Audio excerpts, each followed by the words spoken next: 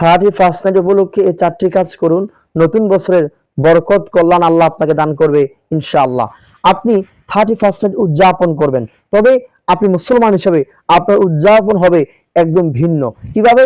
1 number, আপনি উদযাপন করবেন আল্লাহর কৃতজ্ঞতা আদায় করে, শুকরিয়া আদায় করে। আপনি চাইলে 2 রাকাত কৃতজ্ঞতার শুকরিয়ার নামাজও পড়তে পারেন।